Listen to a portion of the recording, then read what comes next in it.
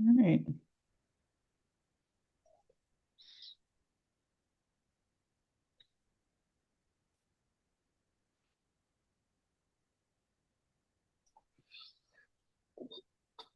We are live. Okay, very exciting. Very exciting. Anyway,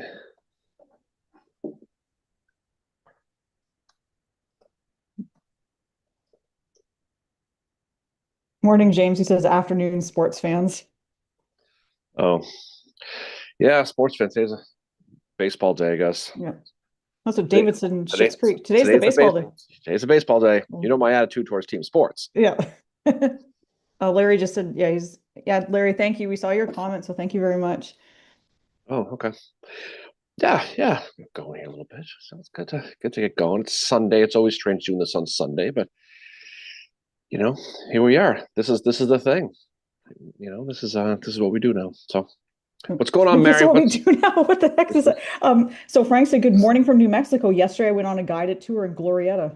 Oh, cool. Speaking Oh. of speaking of Glorietta, this is the time, the anniversary. So do they do a thing for Frank? Do they do a thing for the anniversary? Was that why you went, or did you just happen to just to go? I guess I haven't seen too much online about Mm. anything they were doing. So unfortunately they probably got the short end of the stick like a lot of these battlefields do. But Well, it doesn't have anything to do with beavers, so oh, God, here we go. Yeah, no, that's true. That's probably true. No. Frank said also happy 161st of the start of the Appomattox campaign. Yeah, this is kind of coming in that time, that springtime. We got a lot of cool stuff coming up. You got obviously Glorietta this week, and then Shiloh's coming up next week. Hmm. Um, and then it turns into Lincoln assassination. It turns into Yep. all kinds of stuff. Appomattox Appomattox. surrender. There's a book called Um, April '65, the month that changed America. there's That's a good also, read. if you're looking at 1864, it's getting close to the start of Sherman's Atlanta campaign. Mm-hmm.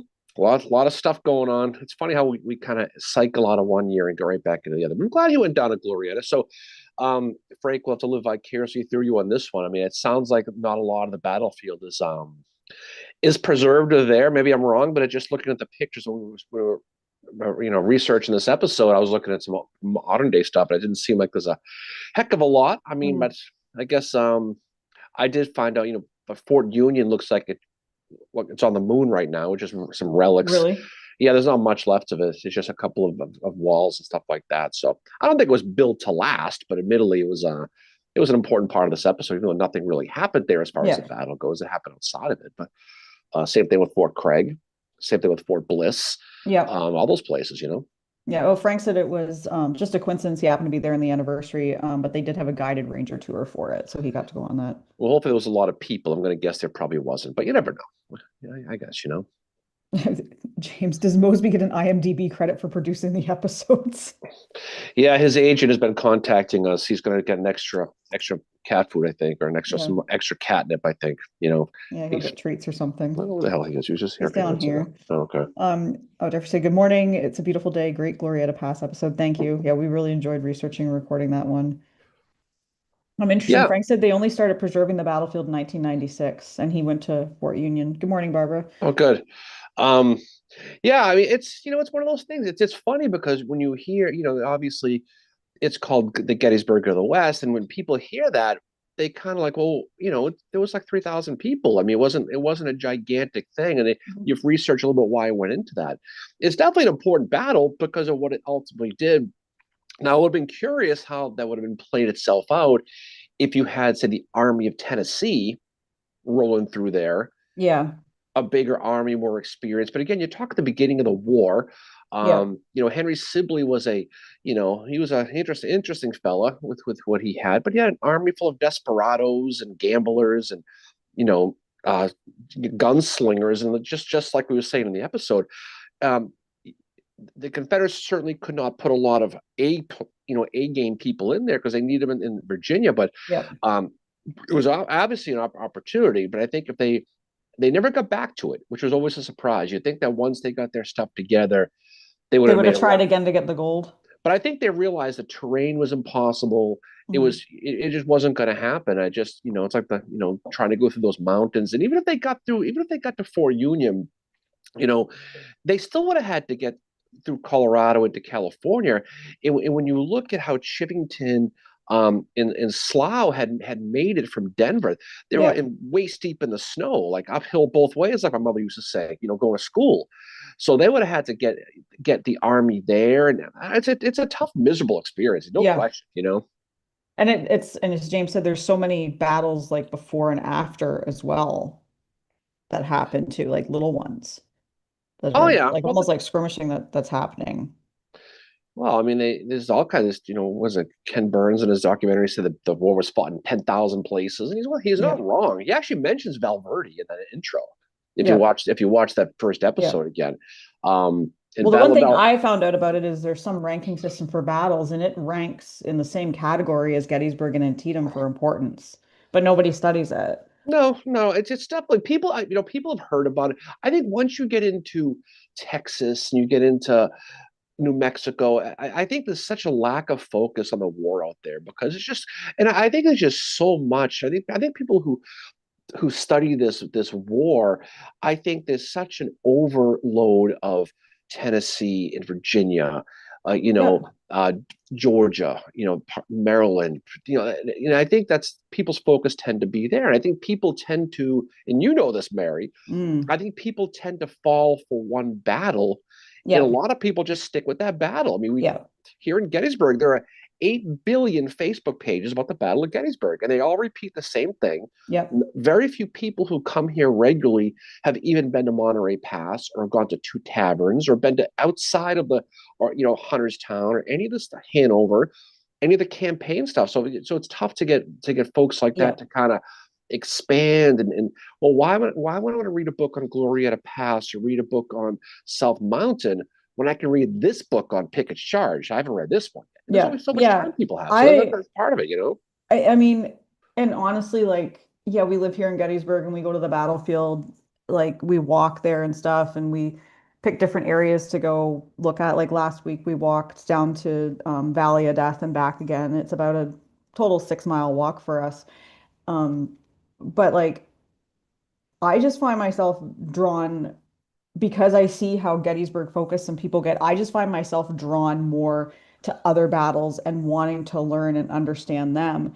Because I think if you become so hyper focused on whatever battle it is, be it Gettysburg or Antietam or Chickamauga, then I think you lose focus of the whole picture of this war. And Glorieta Pass is one of those battles that has been neglected, unfortunately, but I think deserves time because of the implications it had if it had if it had been successful for the Confederates. Well, remember too that there's no Stonewall Jackson, there's no George Meade, there's no Robert E. No, I Lee, guess they're there's no not as right, sexy or and right, whatever, and so right? most people, if you study people on this chat here, know probably obviously more than most people, but no one's heard of John Chivington. No No. one's heard of any of these people. I mean, how many people are you going to walk into a bar and sit there and say, let's have a really really strong conversation about Charles Pyron and about his impact, or William Scurry and what he did in Apache Canyon. They'll tell you, okay, use the back door, buddy. Take a friggin' walk. Yep. We have to Yep. talk about Hancock here. Ugh.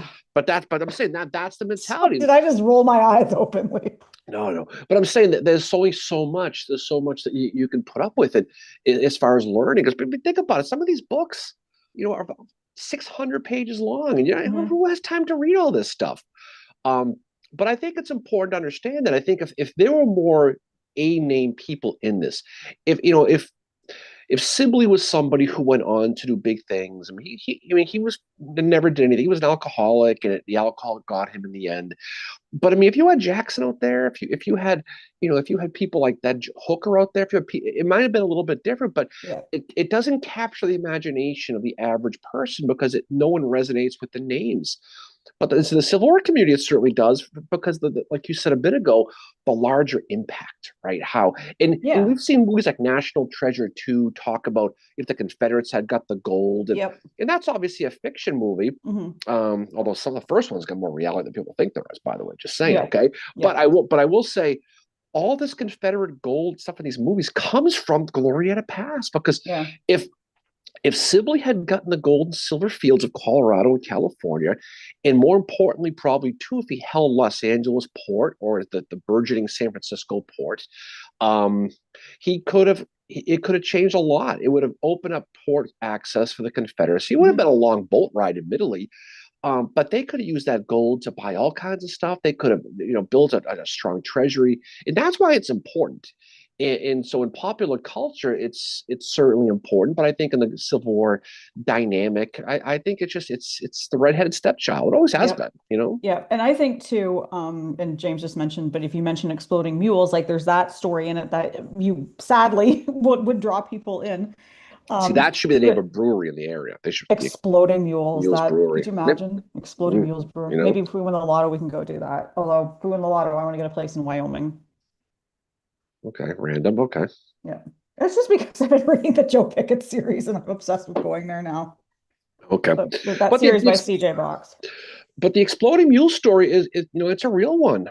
This is John Gravely. He's going to try to break the Confederate line in Val Verde, and he's going to put two 24-pound shells onto the back of mules, and these two mules, he's going to light them and slap them in the butt and push them towards the camp. But the Yep. mules run at him, and they end up escaping just before they blow up. And um, I mean, it's a horrible story, and as It's far as animals yeah. go, but it just goes to show, just how I don't want to say desperate, but I think just kind of like, okay, here's one. Hear me out. I got an idea.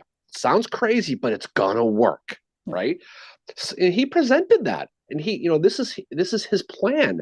And someone said, "Yeah, okay, this sounds good to me. Let's do it." Um, but obviously it didn't work, and it ends up blowing two mules to hell, and the ones they rode in on, as they say, because they Yeah. took off when they heard the explosion. Yeah. These guys had to walk a shaman back to the camp. Complete Like, well, that failure. didn't work. Well, where'd your mules go? Well, they took off. What about the two you blew up? Well, they blew up. How the fuck did it blow up all the revs? No, I don't. We got to It wait didn't just for it to blow work. us up. You know? Well, the thing, it reminds me of that meme I found a couple years ago where the guy's like, hear me out. They're sitting, it's like an old picture. There's like a painting, an old Renaissance painting, or whatever. The two guys are Yeah. sitting in a tavern and they're like, one guy's like, hear me out, man. I think we can melt horses' hooves and make glue. And the guy just is like, is everything okay at home? Yeah. Yeah, but it's true though. I mean, it's fun to think about. But these what's cool, these stories. I mean, people who study this stuff, I think they're fascinated by the stories. I was at a thing in Tatum yesterday. We're just talking about stories about different people, and about how that is obviously resonates much more with folks who come to visit than talking about who's at the end of the flank and Yeah. how many artilleries. The fact there was 10,000 artillery horses at Antietam. No one cares.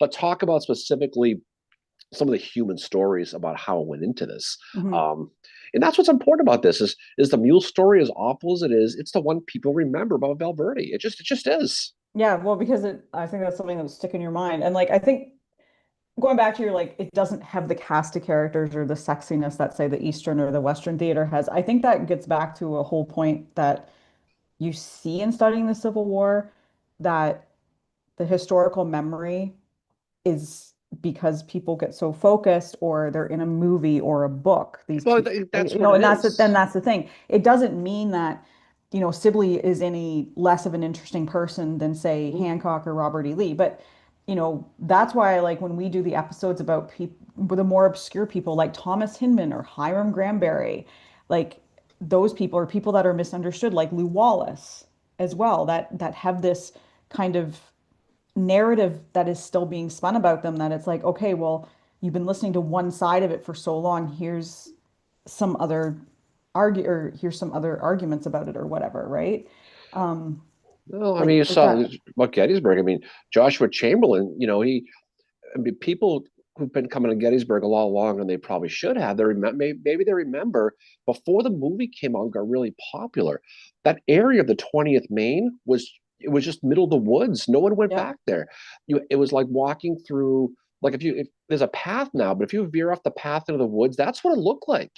Now because of the movie, Joshua Chamberlain gets this resurrection historically, and he becomes Yep. really really famous in the Civil War community. Probably maybe more so than he probably should versus other people. But that area of Little Round Top, where you walk down to the main monument, it looks like it does right now completely because of the movie. Yep.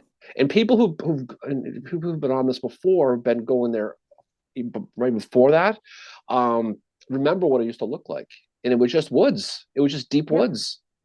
You know, if you look down where the 83rd PA is right now, that monument, that was part of the renovation area of Little Round Top. But that was probably a good idea of what it looked like too, because you had to step over trees and logs and rocks just to get down to the Strong Vincent. Just, you know, Yeah. it's although it's not really him, they say it isn't, but it's obviously him. But that's how it was. So it does. Those movies can help. It absolutely Oh, they does. they absolutely do. They get people into it. But I think the important thing to remember is that like here you need it's historical fiction. You need to like read about what happened and question it. Um, oh, Denise is on here. I remember being on Little Round Top in high school before the movie, and no one knew the monument was there. Just Right. exactly what you were talking It was about. it's like the Fuller Monument in the the Rosewoods where the clown is, right? Yep. It's but no one knows it's you can't see it in the summertime. You got to go off season unless you know where you're going Hmm. because the path doesn't get no one goes there. Yep. But that's how it was. And now they got this huge, beautiful area. They've taken the trees down so you can see what it looked like at the bat. It looks like a picnic ground. They have these monuments. You can park and walk right up where Yep. right up where Oates' guys came up. That wasn't there.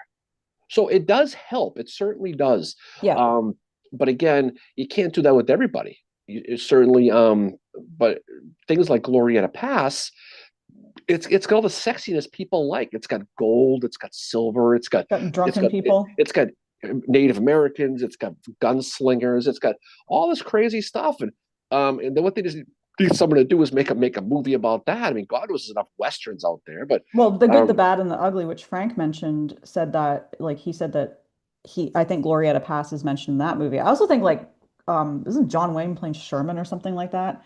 Oh, Bill is cracking a beer and it's called Rocket Fuel. oh, that sounds like the one we had last night at the mine, the 13 percenters we had at the That mine one last was night. really good. That And was good, but the last couple of swallows were like taking medicine. It was what this stout called Prairie Bang or Prairie Fire or some damn thing. I Very think it fire. It was. was good. It was nice of Jasmine to offer it, like say, here, I'll put it in or Yeah, her she's like, you husband, guys like, are regulars. So I'll give you a nice frosted mug instead of the crappy plastic one I usually give people. I'm like, okay. Um, and that was fun. Um, and we have our friend Anthony Salem from yep. listener. He's from Ohio, from Cleveland actually, and he was out. We hung with us last night. And that was a good time. Where I was Yeah, going he's with this. he's a fun guy to hang with. Yeah. But that will be that's a lot of fun. And I completely forgot where I was going with this, but sometimes that Yep. happens. Morning, Roger. He's going to the Bruins game tonight in Columbus. Oh, big one tonight, Roger. You better be cheering hard tonight. You better ready to throw some hands for me because it's gonna be a big one. Luke said exploding mule sounds like a scene from Blazing Saddles that was cut. It's funny, Blazing Saddles was the meme I made for this Yeah. episode. Is that's the best comparable as far as like just for the people who are trying to imagine what these people were like. I mean, you had even the Union guys when Slaw's guys came over from Denver, they had to take them out of Fort Union because they were terrorizing the camp. They were Yeah. stealing from the sutlers. They were just making life miserable. And so it was that Wild West mentality you had. Um, and so in trying to figure out a lot of these guys, and you look at guys like Charles Pyron, we talked to him a little bit. He recruited his Texas Mounted Rifles from literally gamblers and people in Hmm. Mesilla, New Mexico. And we're not talking about people, bankers and merchants like maybe you have in the Army of Northern Virginia or maybe the Army of Potomac. Yeah. You're talking about like the people you see in like the Wyatt Earp movies. That's Well, who these people were. yeah, and I think I made the comparison that it's like you took bummers from Sherman's army and were like, here, you're now an army kind of thing. Like, because the They had bummers were a very yeah. specific type of person. You had the Lancers. You had 40 guys on horses with those big lances like those Sir Lancelot movies. Jeez. And 37 of the 40 got wiped out, in Valverde. But so you had a little bit of everything. It's probably you didn't have sharks with freaking lasers on their freaking heads in this one because Oh my that God. would because it just because this had everything. We were joking about. Everybody remembers the old SNL character Stefan from the Weekend Update. I couldn't help not thinking about that because the battle had everything. It had drunks, it had Native Americans, it had Lancers, it had exploding mules. It's just you talk about what they had, it's almost comical, but it's true, and that's what's fun about history is this stuff is legit. It's out there. Yeah, and James said Kenny Rogers for the soundtrack. Kenny Rogers. We visited his grave down in Atlanta. Yep. He's buried not far from John Brown Gordon John and Brown Isaac Gordon Trimble. and Margaret Mitchell and Yep. Ambrose Wright, all of them. Yeah. But I think like this, like doing, like I'm glad we do episodes like this because I do feel like our friends Jody and Jim at Battle of Gettysburg podcast, they've got that whole battle covered. Matt Callery on Addressing Gettysburg has a lot of Gettysburg covered. So like that's why we tend to stay away from Gettysburg and Well, focus plus on everything else. it gives us selfishly an opportunity to kind of study another one and some different things. It's Mm. fun to look at as we sit here, Breakfast Club World Headquarters, trying to with our staff of thousands and our trying to go through these episode ideas and it's great to find the obscure ones, especially when there's a lot of primary source stuff on there. Some Yeah. of these ones are great, but there's nothing on them. There's just nobody wrote anything down. And I don't No. think Gettysburg has played, it's been there and done that, but it's everyone knows Gettysburg. It's fun to do different things for us. And we do it we do it because we want to learn it, or we want to Mhm. brush up on it, and we want to fine tune the skills a little bit. So that sounds kind of cool. Yeah. But yeah, it's really like I enjoy doing and studying the people, like the ones we've done from the Western Theater. Like Granbury was one of my favorite ones because I didn't know about the story of him and his wife and what happened to her and how he spent time in Boston and General Grant helped him out.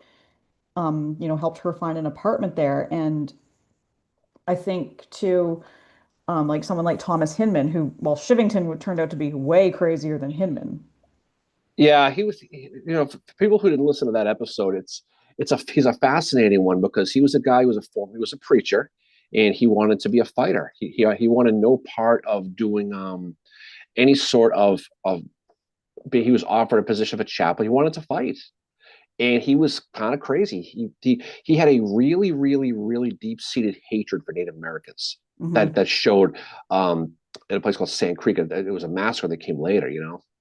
But it's just he's one of those guys. He's just a fascinating guy.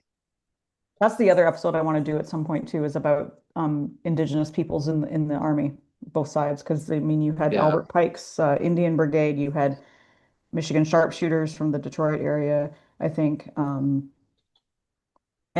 trying to think what else are like other Indians that were involved in the war. But then you had these guys in Glorieta Pass that were like massacring was it the Confederate guys as they walked back and retreated? they were attacked by the Apache. I mean, again, you're talking about you're going through their territory, their native land. That's how they Mhm. see it. And there were some that were much more aggressive: Cheyenne, Apache, Modoc, Sioux, Seminoles, and so you had a situation where they were on their way back from Glorieta Pass, and it wasn't like a situation like Hood at Nashville where he just got astroglided. I mean, they lost a bunch of men. It was a situation where they had no supplies they had a 10-day march and only 6 day supplies to get back. Their men was out, every man for themselves. It was hot. They're going through the desert, and in the stragglers who were falling behind were getting picked off by the Apaches who were Yeah. following them.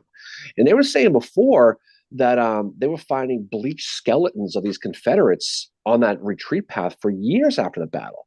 Because it's just like you see in the movies, you'd see somebody would fall back and these Apaches would jump them, murder them, and leave, and just keep Yeah. following them. And so after adding insult to injury, after everything, now you're going to deal with that. So it's a brutal campaign. It just is. When you look at pound for pound, Yeah. the pure misery of what they put up with. I don't know if there's anything worse than Glorieta, to be honest. I mean, the national campaign is probably close for what Hood had to deal with because he lost a couple battles obviously along the way, had to come back in the snow, um, and he lost a lot of guys, and that was the end of his army. But this one was tough though because you're dealing with a lot of elements that people didn't have to deal with. Yeah. That's my choice, my No, opinion. I do agree with you about that. And I think Hood is probably that retreat from Nashville is probably one of the other bad ones in the Civil War too. And not just because the conditions and what the army's like obviously what the army's going through, their morale was shot at that point. Like they'd been dragged into a campaign. And I mean, my whole thought, I mean, I've, said my thoughts on Hood many times on here that I don't think he should have been placed in command. Well, I think there's a lot of people who probably agree with you on that. I mean, he has his strengths. He was great division. Yeah. But everybody has their ceilings. We talked about it a million times, and he We were talking about that last night with Anthony at the mine about that, just the ceiling that John Bell had hit. I mean, he inherited, he inherited a tough spot. I mean, Sherman's the wolf is at the door, as they say. Peachtree, not a good moment. Battle of Atlanta, not a good moment. Jonesboro, not a good moment. Ezra, not a good moment. So he kind of had, like Aaron Judge, he struck out the first 4 times, right, of his, how it worked. And but then he does ultimately, drive towards Nashville, and he gets Yeah. there. Spring Hill, I don't think was his fault. I think that was more Schofield, Yeah, I think it was right? Schofield. Yeah. Franklin was a tough spot, but that's going to happen again. But he kept going. He didn't quit. He made it to Nashville, and he got pantsed again. And he finally, but so he really didn't have a lot of great moments commanding that army. But he was aggressive, and he pushed himself out. I can see why people like him, because he's aggressive and he kind of is a colorful character.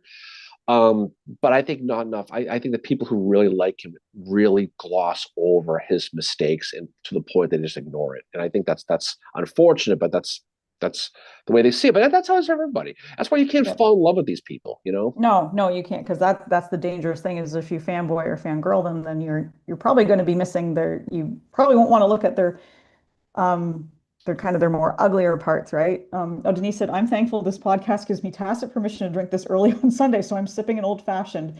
She said also, Mayor, I love the idea to explore the role of Indigenous people. Denise is drinking an old fashioned at 10 Yep. o'clock. Hero. My gosh, you kidding me? Bravo, bravo, That's awesome. Very awesome.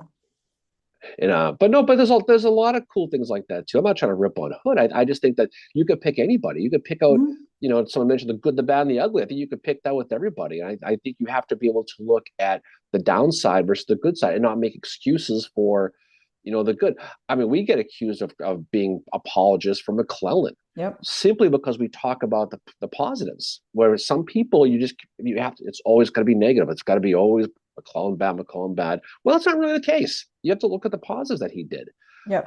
You're talking to a guy yesterday who probably should know better, and he said that if McClellan wasn't, if Meade was at Antietam, they would have killed him, Lee, and they would have won the war. I'm like, well, no, that What? wasn't going to happen. I mean, this is a guy who literally should know better. What? Okay, but that's what you put up with, That's a wow. Yeah, so that's I mean, Meade was not Meade in September of 1862, just like Grant was not Grant. Grant, 1862 Grant at Shiloh is not 1865 Grant going into the Appomattox campaign. well. And you got to remember too a couple of things about the Maryland campaign.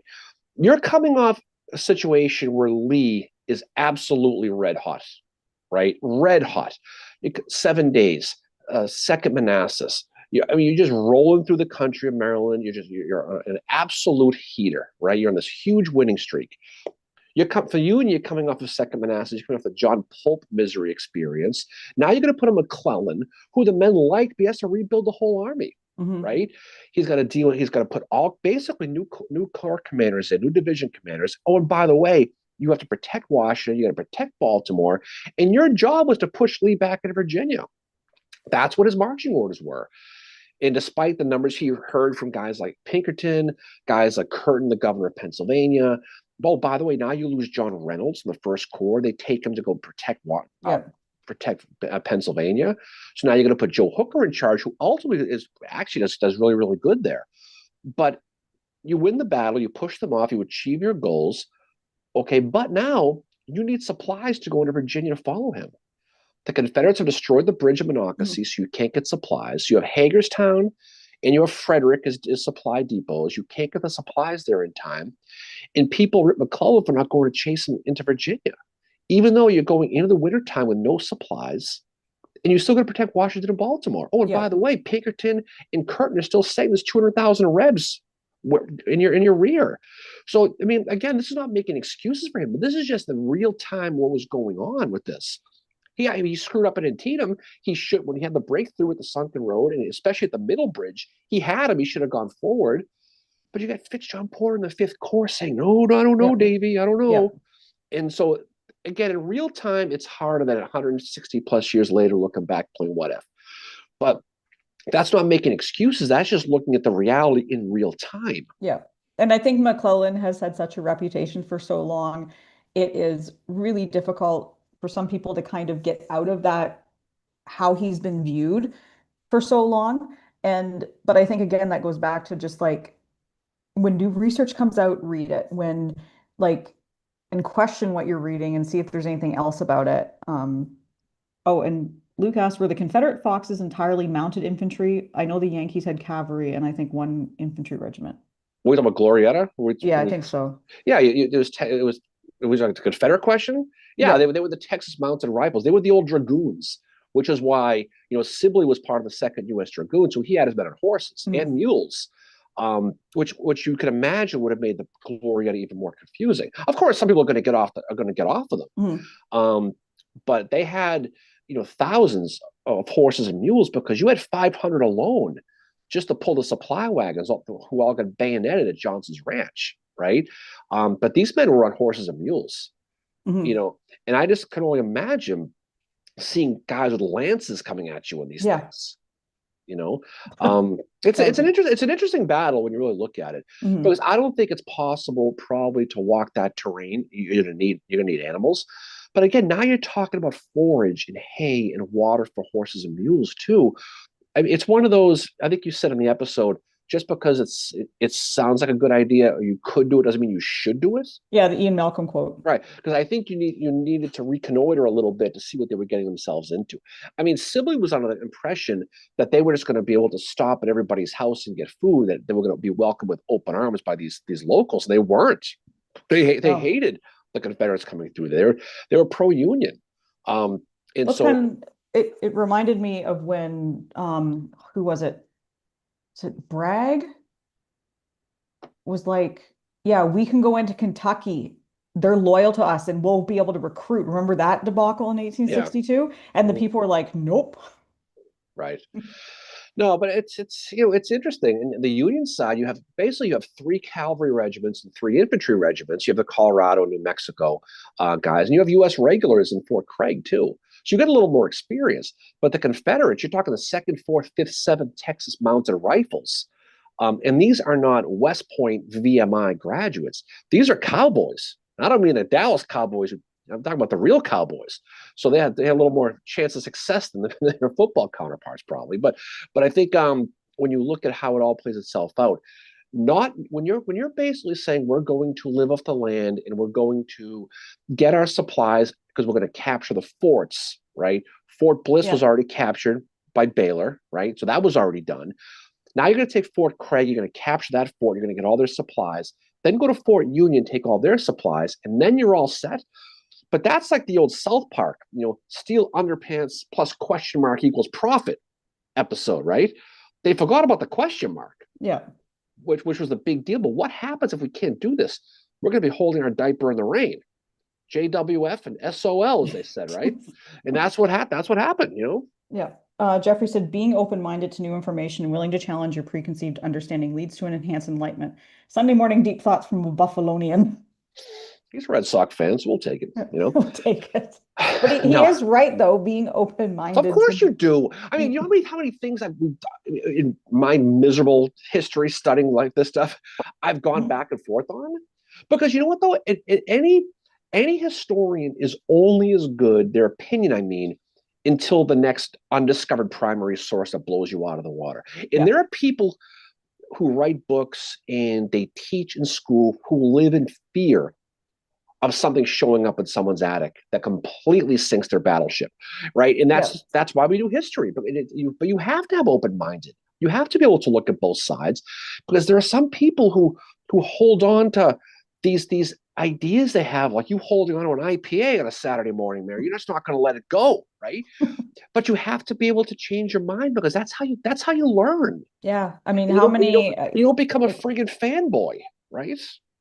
yeah, exactly. And that's the thing. And we were talking about that last night with Anthony at the mine. Like, if you fall in love with your subject, like Douglas Southall Freeman did with Lee, you're Yeah. going to get I don't want to say skewed view because it's how he was interpreting the sources, but you're going to get a very different view than Gelzo.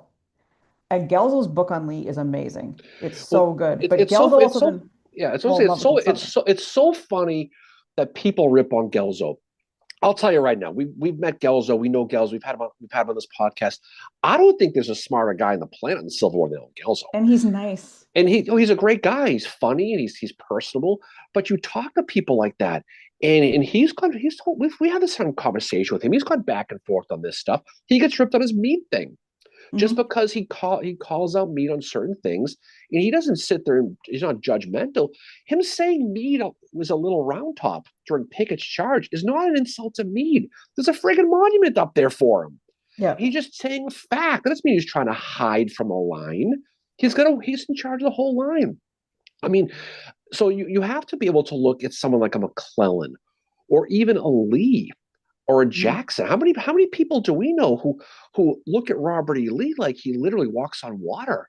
Yeah. And that's fine, but you have to be able to look at the foibles too. And this is not a North versus South thing; it's just a person versus person thing. Yeah.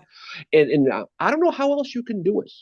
How can you possibly consider yourself a historian if you're not willing to look at the fact that, and if someone comes to you and says, this emperor has no clothes here, you're wrong on this.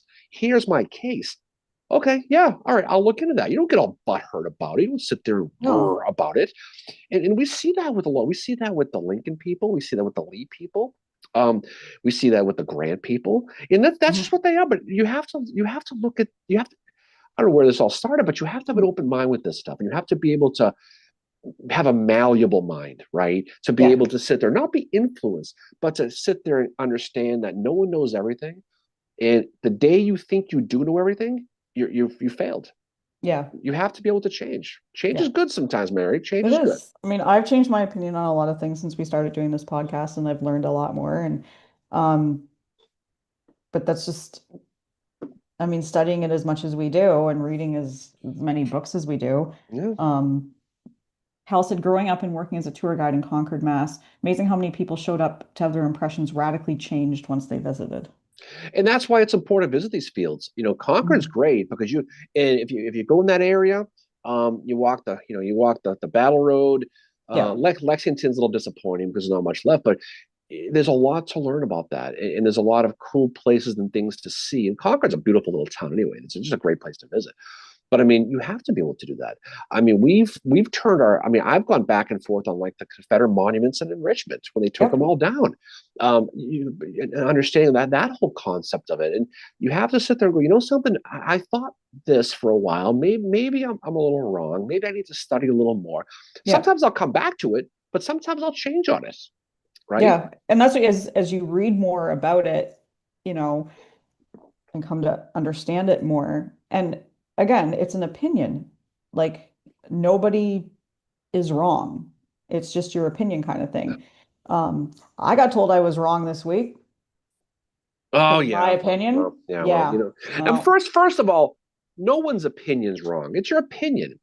But as long as you back it up, I mean, and have a case for it, no one should tell. I mean, no one. I mean, honestly, nobody should ever tell anybody their opinions wrong. You can just say, I disagree with your opinion.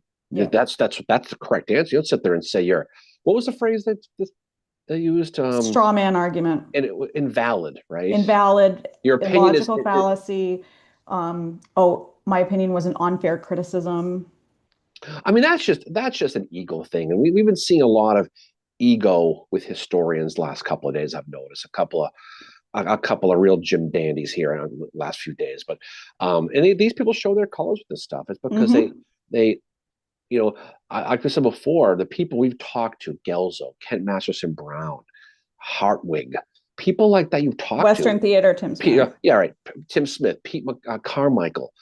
They're the nicest and they're the most understanding people, and you can talk with them about a lot of different things, and you can hold their feet to the fire. Our friend Hessler and Kent Masterson Brown have completely different views on guys like George Dan Sickles, Yep. but they can coexist and have a good conversation because they're both open minded to learn new things, and that's what's Yeah. that's what's great about the good ones.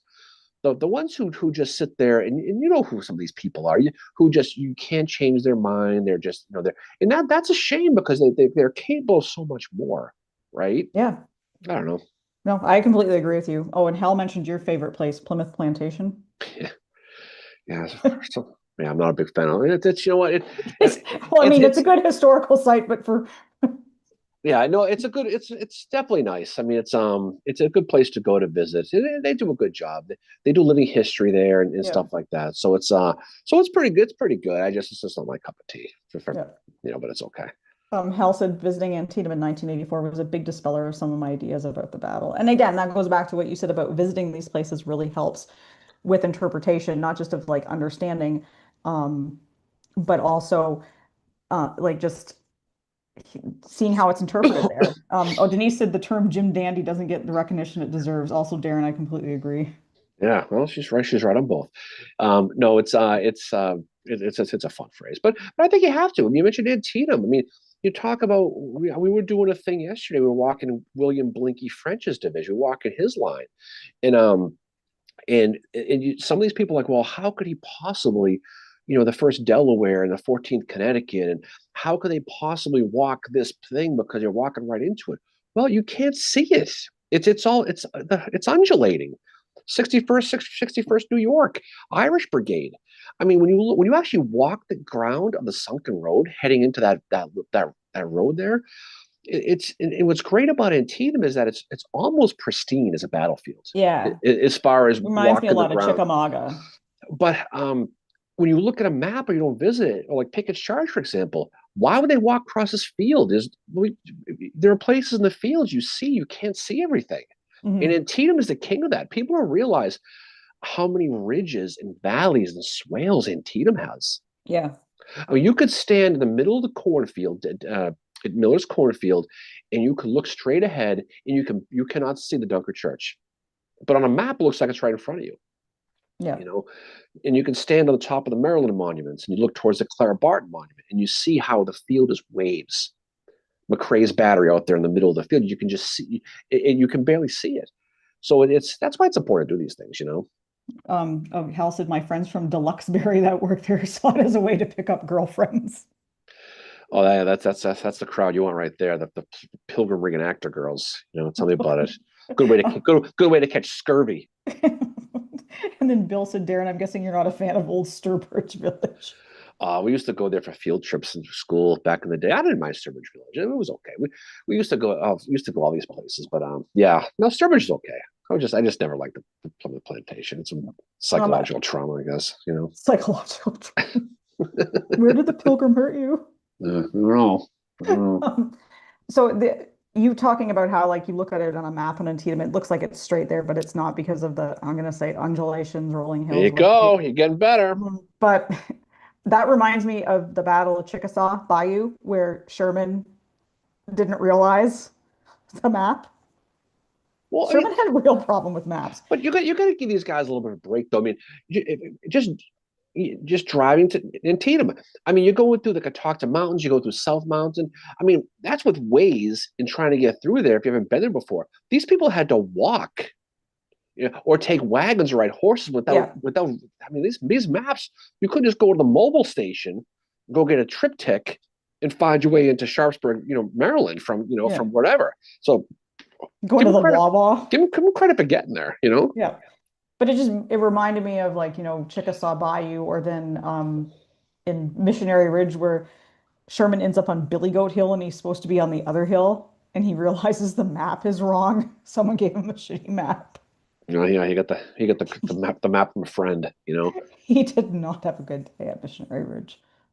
No, but and again, I think that the best thing about Civil War history is you can study it for 160 years. You can dissect and analyze like Hmm. every little thing, but it's also the worst thing because then it turns you have Monday morning quarterback. They should have done this. They Yes. should have done this on both sides. You could look at any battle, any situation, and you can sit there and say, well, actually, what he should have done is he Actually. should have done this. Actually, what he should have done, and that's good because people are questioning it. But I mean, give these guys a little bit of a break, Yeah. Well, right? Sherman, especially at Missionary Ridge, his mind is not 100% there because he's still mourning the loss of his son, Willie, and he would for the rest of his life. Like Yeah. Sherman did pick favorites with his children, and Willie was his favorite.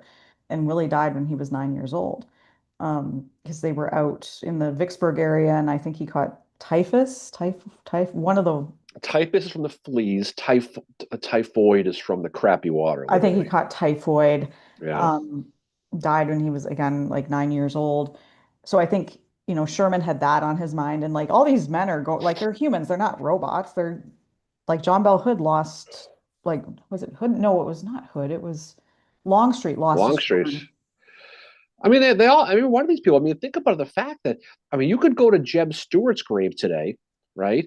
And you'll see two Jeb Juniors buried there because the Yeah. first one died young. He wanted a Jeb Junior. He had a second one. That one died too. I mean, eventually, I think but there's a Jeb Stuart the fifth yeah, there's a still whole alive. bunch. Robert E. Lee the sixth playing college baseball right now, Really? in some small school somewhere. Yeah. So they keep the names, but I mean, you had a what 30% chance to live to age 10 or some crazy stat, Yeah. depending on where you lived. So if you want to have a name, have a junior, you're gonna try a few times. And Yeah. that's unfortunate. That just goes to show how different society is, how life is right now in medicine. But um I mean, everyone knows disease killed more soldiers than battle did. But these guys had no concept of drinking the green water Yeah. or, you know, not digging latrines correctly. Things like that, because if you go to a Civil War reenactment right now and you see the camp, it does not look like a Civil War camp did in 1863. Yeah. Okay, it's substantially cleaner. Even like the horrific ones like Cedar Creek, which was just the humanity of that one after a while, Yep. But Oh, no, but that's the reality. And when you started to see some of these doctors and how they started to realize, for example, like after Antietam, where the Union Army stuck around, like Gettysburg, they were gone July 4th, July 5th. They were wheels up, they were gone. hmm.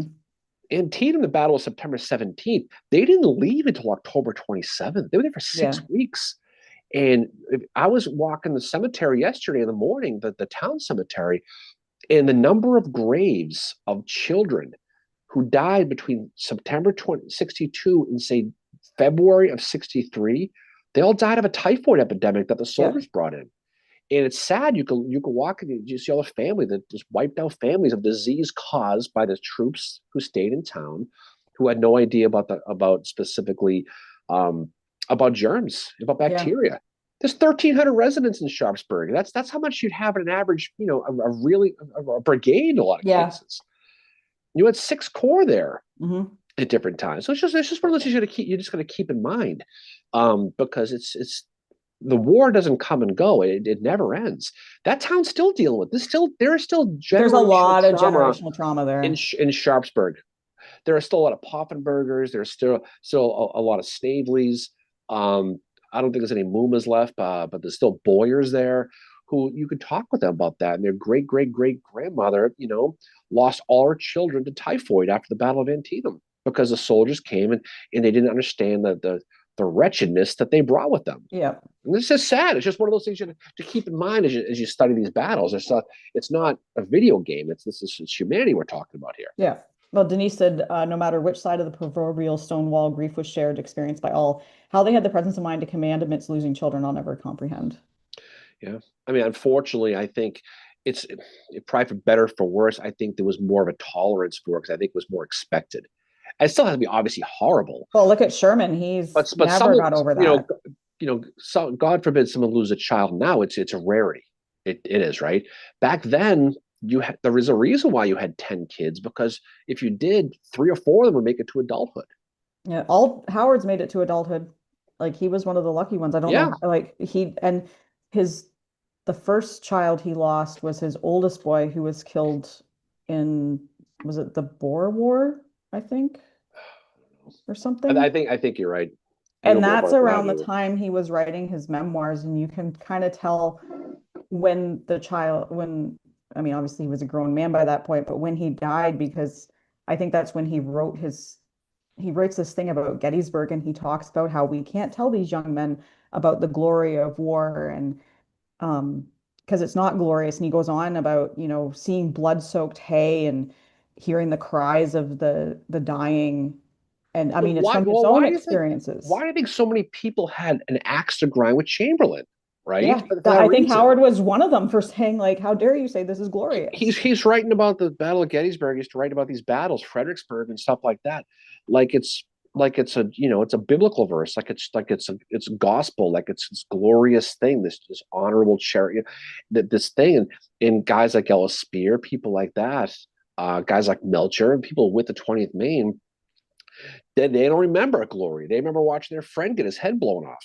Yeah. The worst moments of their life, and this guy making money on how glorious it was, and so that was a big issue for him because he was a great writer. You can read his book Passing of the Armies, and literally it's like a thesaurus to understand what the hell he's freaking talking about, because it's a lot of big words, man. You'd have a real tough time with this, No pictures, no pop-ups. pitches, and those pop-ups, you can't read with your tongue hanging out, but that's the thing, is that the people who were there saw a very different war that he did. But Chamberlain Yeah. was there. He was there, but this is how he interpreted and how he wanted to talk about it. Yeah. He was trying to, in his mind, he's trying to honor his men. Yeah. But the men who he was trying to honor didn't particularly care for how he was No. trying to do it, especially when he's making a little bling on it and he's running for Yeah. governor of Maine, and he's being president of Bowdoin College. But Yeah. that's neither here nor there, And right? I think too, like looking back at what Howard said about Pickett's Mill, how Yeah, he was laying out in the field for a lot of the night because he'd been thrown off his horse by like a shell or something, and he thought he was going to lose yeah. his foot at one point. But he said his words were, "It was a nightmare. Like Of course it it was. was a This nightmare." wasn't glorious. You could No. look at Bayard Wilkinson's story. So, Samuel Wilkinson, New York Times, he's a writer here. He's an embedded reporter. Like you have got, he's guys like George Smiley with the New York Tribune and Antietam. He was here embedded. Wilkinson, he gets shot over there at AQ Knoll, right? Thank you. And No. and he ends up with, if you know the area, he ends up hiding at what's called the almshouse, which is not, it's doing where that old cemetery is. And he has to cut his own leg off with a knife. And he dies of shock and bleeds to death. And Wilkinson has to stick around and go look for him, and he finds him.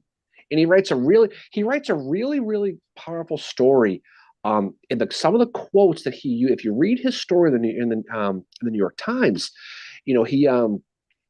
he talks about, he's not angry about it. He's not upset. Of course he is, but he says this is why this war is important, because it's giving us, we need a new birth of freedom.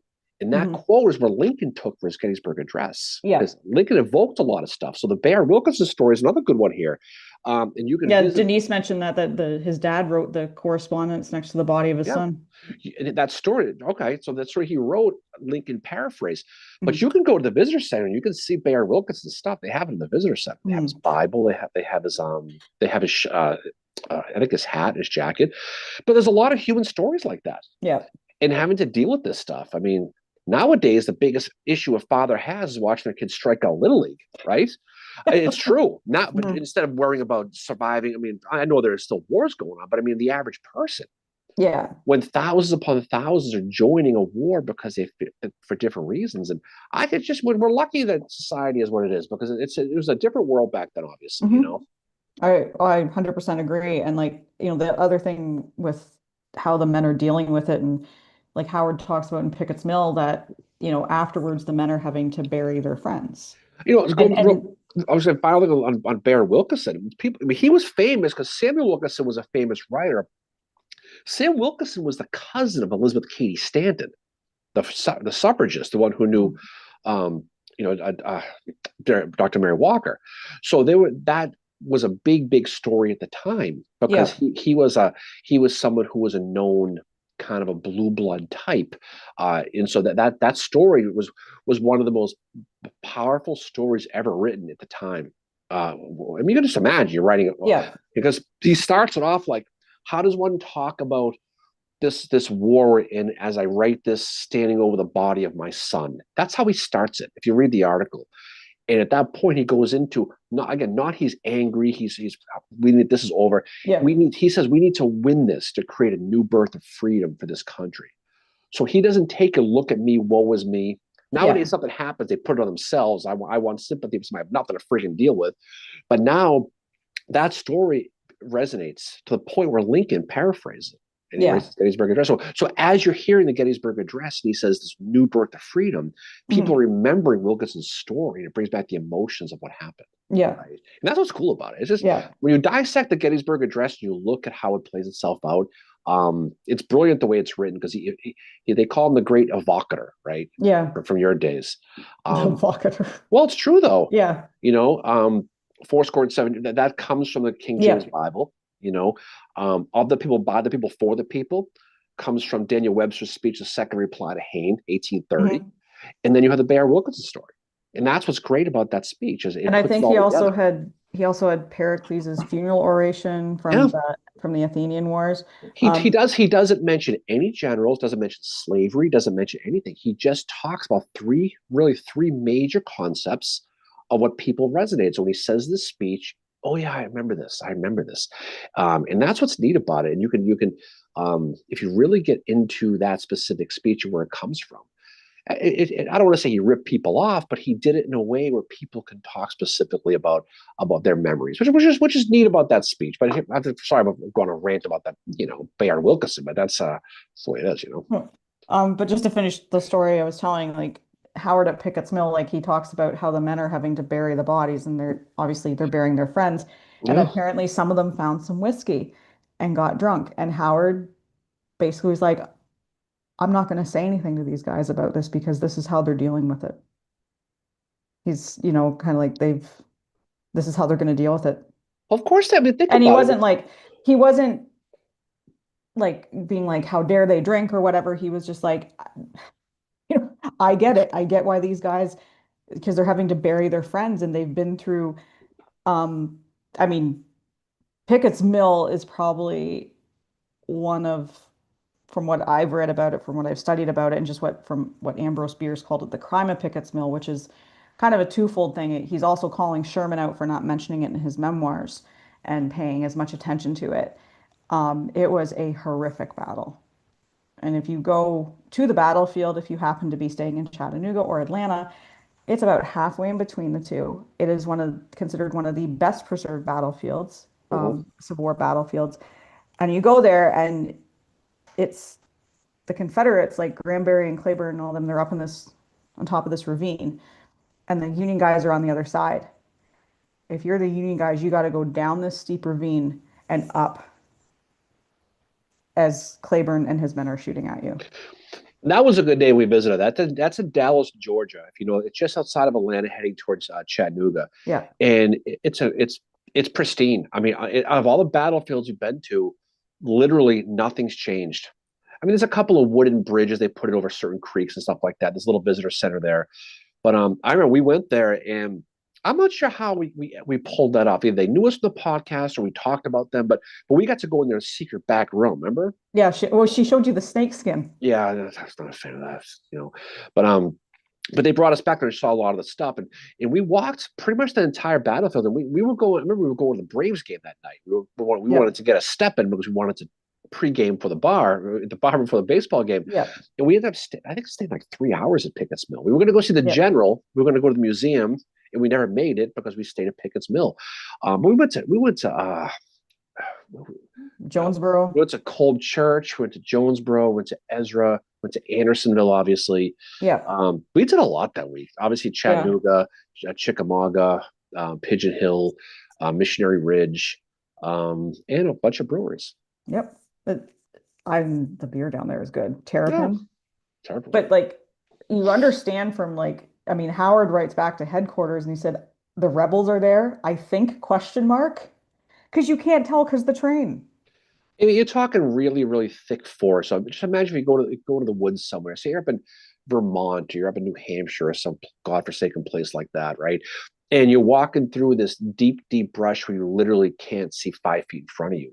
That's what it was. And so when Howard's going through there, basically looking out for Granbury and looking out for Claiborne and those guys, they could be 10 feet in front of him. He wouldn't have seen it. Yeah. Claiborne's also a master of being able to hide too. Remember at Ringgold Gap, Yeah, that's true. hiding his cannon? And then Yeah. how close were the Union guys? And Claiborne is like, all right, fire. Yeah, and so I mean, it wasn't Howard's greatest moment, but No.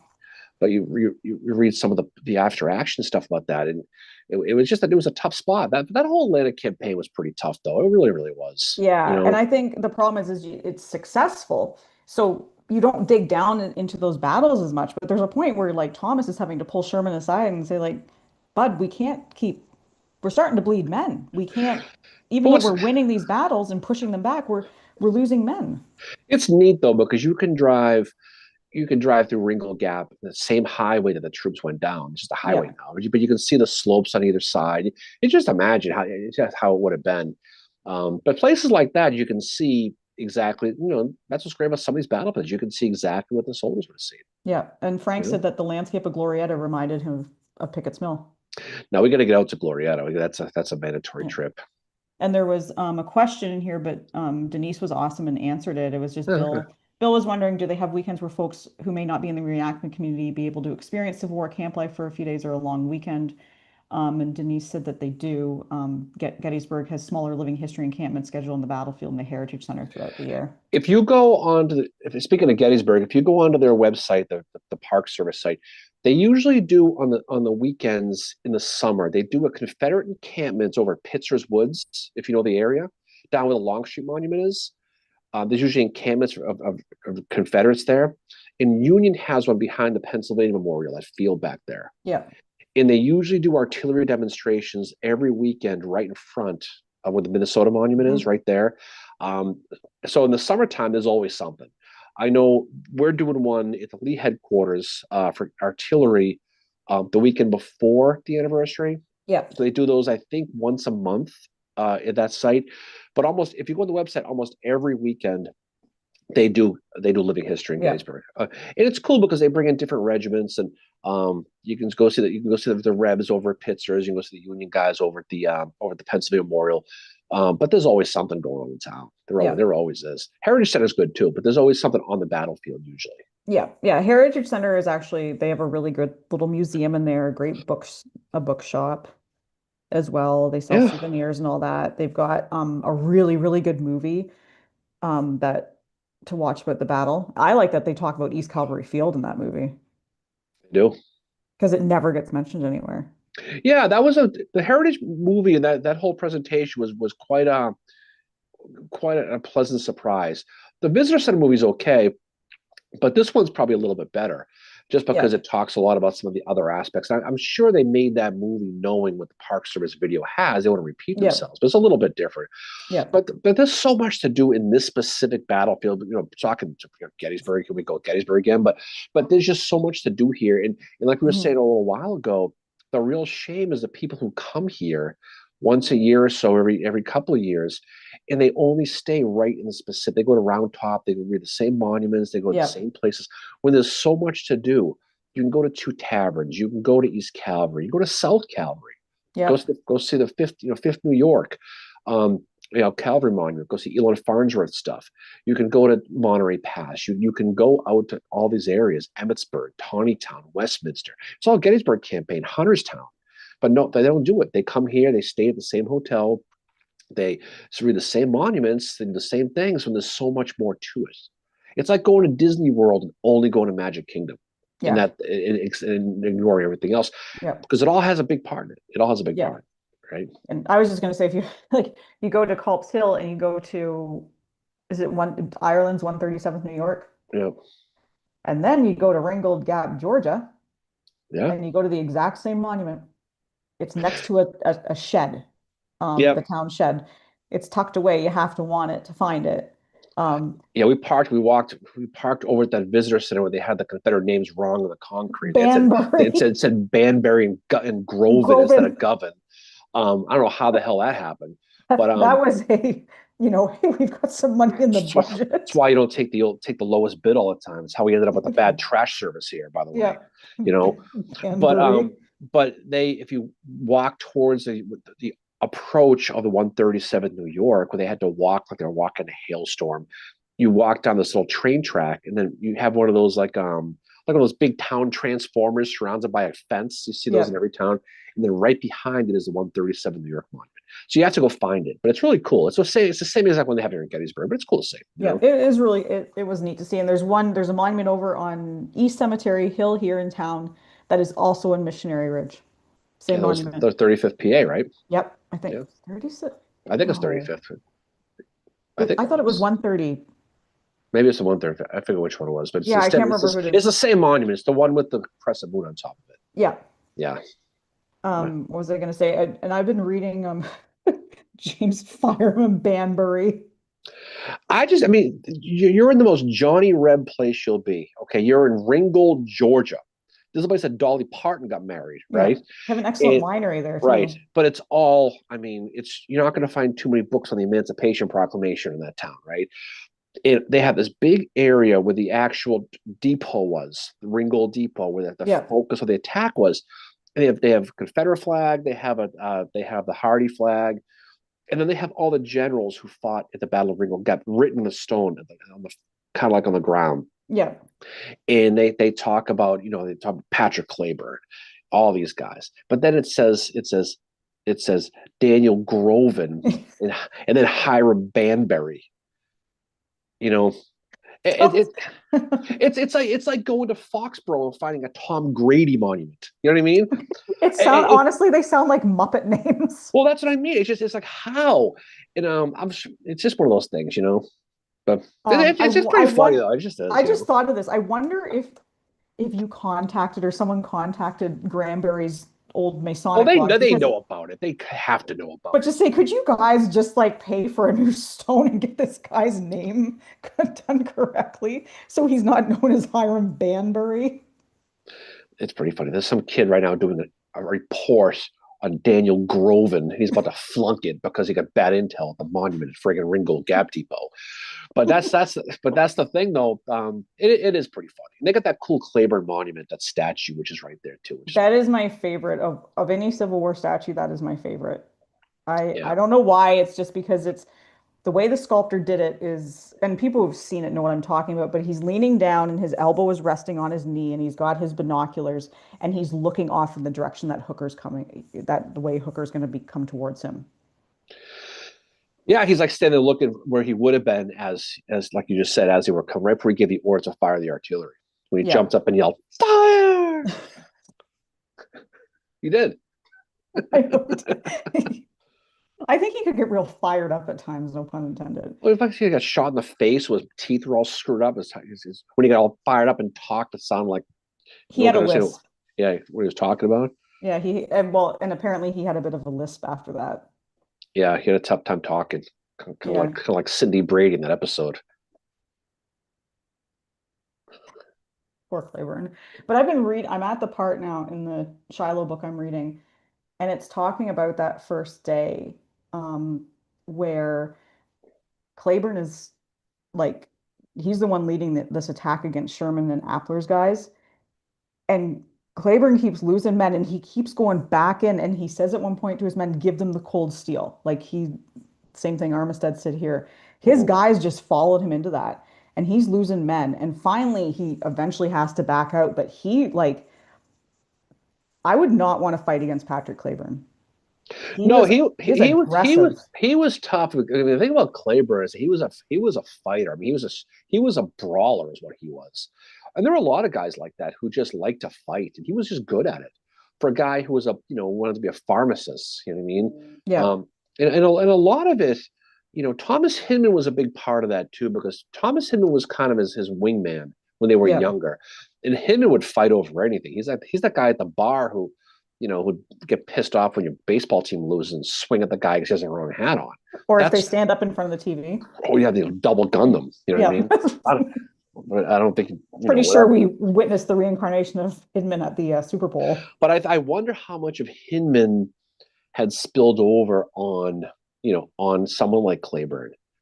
Because you're in your formative years, I mean, it would make a lot of sense. But Claiborne had experience, but he was also, he also had a good background too. Yeah. He was not raised in an alley or somewhere. I mean, he had some, he was educated, had some time in the military, but when he came here, he just, he was a legit fighter. He was. Yeah. And He does not get enough credit in the Confederate Army. We talked about that a million times, not just because of his little Emancipation Proclamation that Sean Podge Walker dicked him over on, but also because of the Irish thing, and that was a big deal. Mhm. But I mean, when you were talking about the West and you talk about that part of the battle, that part of the war, and it seemed like it was a never-ending struggle to find out who was going to replace Albert City Johnson. They went through a Yeah. bunch of different variations, and it seems like they had the best player on the bench, and they left him on the bench.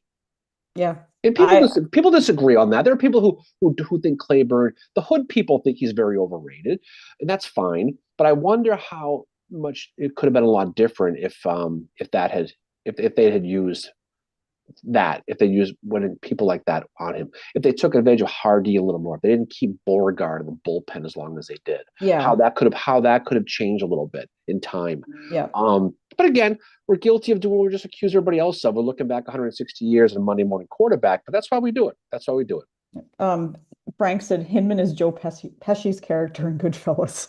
He kind of was. I mean, Hitman was the guy literally you go to the bar with and he'd get in a bar fight every single time. So He if you should have, called him short, he would be like, "Are you calling me short?" if he were alive today, he'd be in the Dropkick Murphys. That's who he'd be. He'd be in that band. You know, the Boston Irish band who just Yeah. fights all the friggin' time. That's who they would be, right? But he was good though. He was good. He was not afraid to fight. He knew when to hold him, knew when to fold him. Kenny Rogers, Yeah. right there for you, Mary. Um, but he was good at it, but he would just seem to be held back. And Franklin was just, obviously was going to be his demise. Yeah. And I think the other thing that Claiborne had going for him is he had amazing subordinates. He had He Hiram did. Granberry, he had Lucius Ban, Polk, he had Banbury, he had Grovin, Banbury. uh, he Frank had said, "What if Paul. there's actually an actual soldier named Banbury?" Maybe States Rights Gistov. There's a lot of them. I mean, no, we joke, but he had a lot of legitimate guys with him. He did, and that's why Pickett's bill turned out the way it did. It's no Yep. surprise. I mean, you're going up against really the iron of the Western Army of the Confederates. Really, if you think about Yeah. it, people talk about the army Lee had, um, and guys like that. But I mean, you could make a case that Bragg had just as good of an army, but Bragg wasn't Lee, and No. that was the thing. And so how that could have played itself out.